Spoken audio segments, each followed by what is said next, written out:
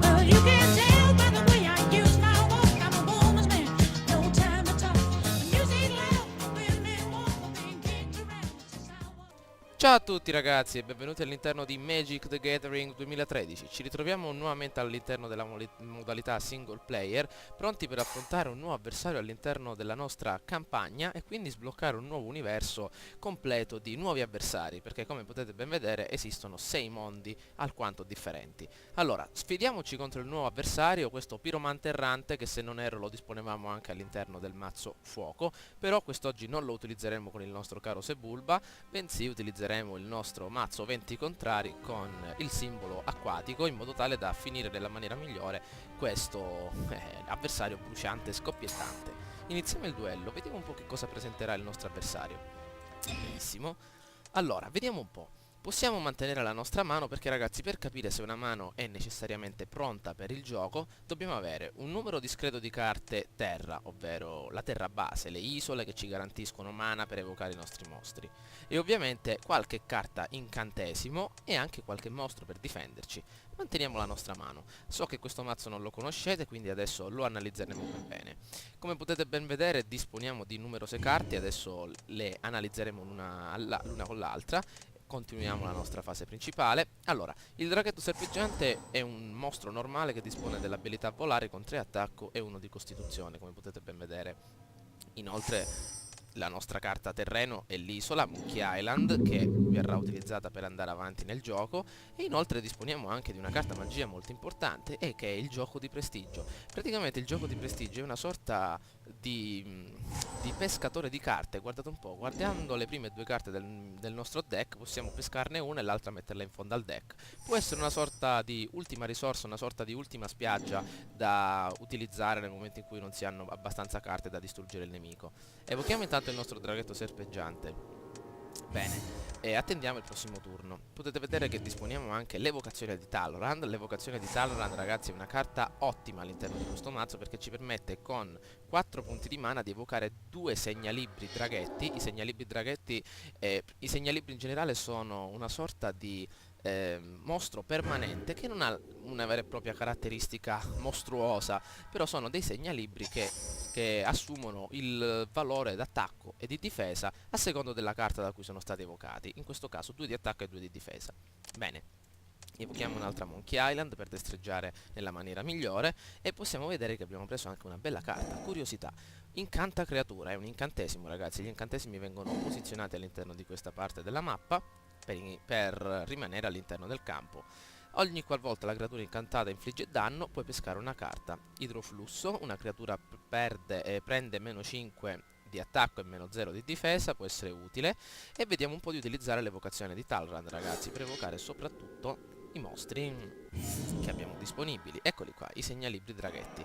Come potete ben vedere potremmo attaccare per sconfiggere il nostro avversario, però guardate un po' che cosa ha evocato il nostro amico, il piromante errante. Il piromante errante infligge 1 di danno a una creatura o a un giocatore bersaglio. Quindi, avendo intanto questa piccola freccetta accanto, la freccetta indica che egli non può utilizzare il suo effetto nel momento in cui viene evocato, quindi io direi di attaccare nel momento in cui ci ritroviamo.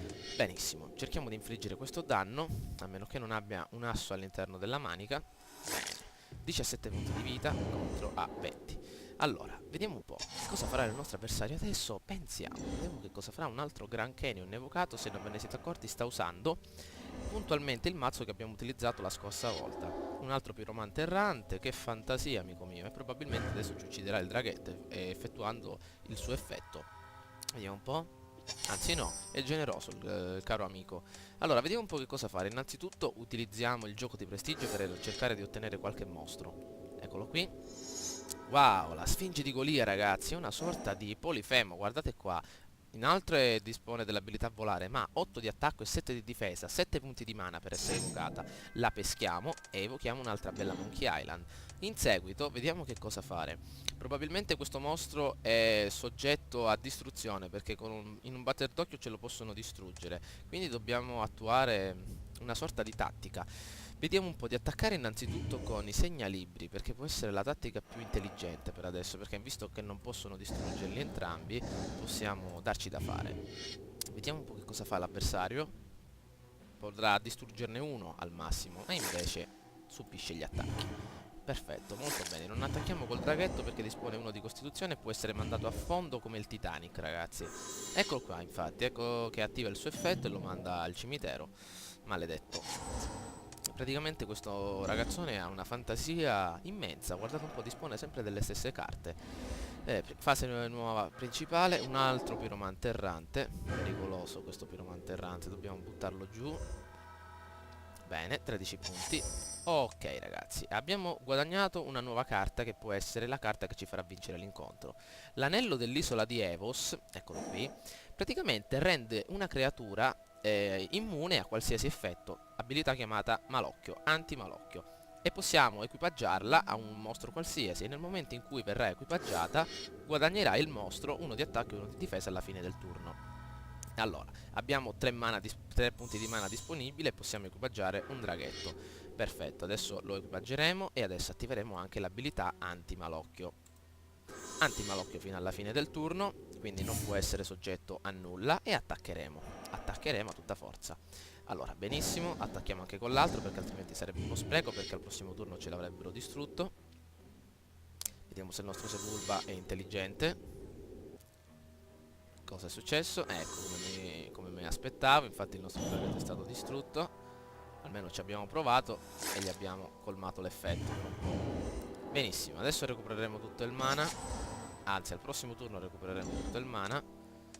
Allora, vediamo che cosa fa la nostra introspezione corrente. Pesca un numero di carte pari a quelle in mano al tuo avversario. Ah, un avversario o bersaglio. Un altro piromante errante. Sta diventando dura la storia, eh? Dobbiamo evocare la Sfinge di Golia immediatamente, ragazzi.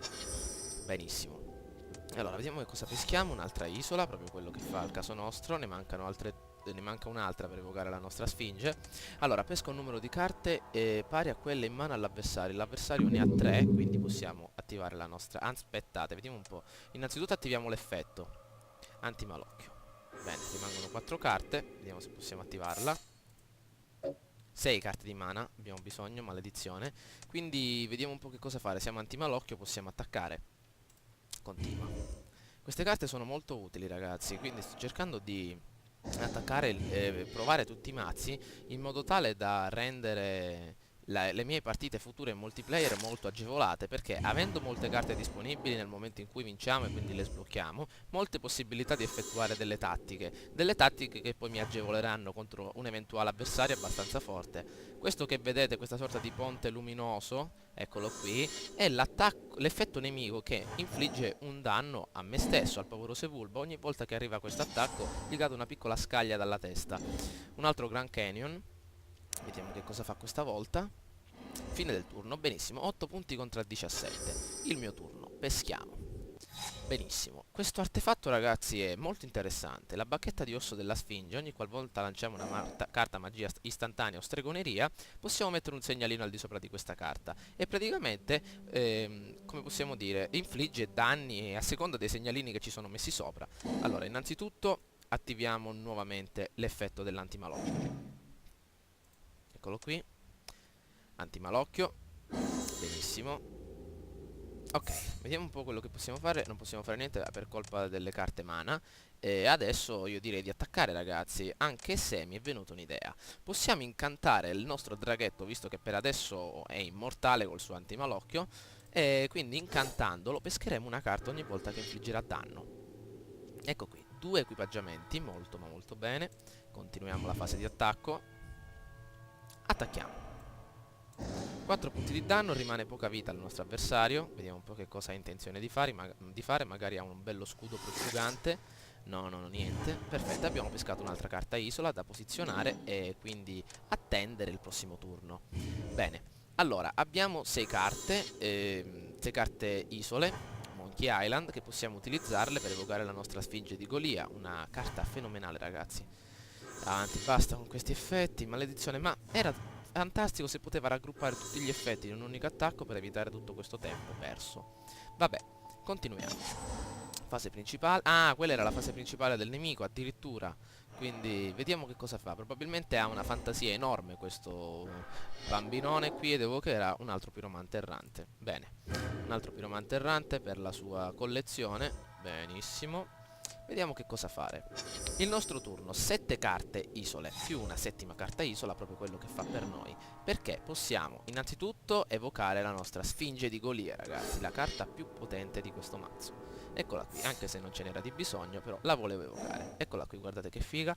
Ha fatto il nido sulla montagna più alta di Sigiri, dove l'orizzonte è infinito quanto la sua pazienza. Wow! E adesso possiamo attaccare. Innanzitutto continuiamo per quanto riguarda la fase successiva del turno e attacchiamo per mettervi fine a questo dannato piromante errante. Vediamo che cosa succede.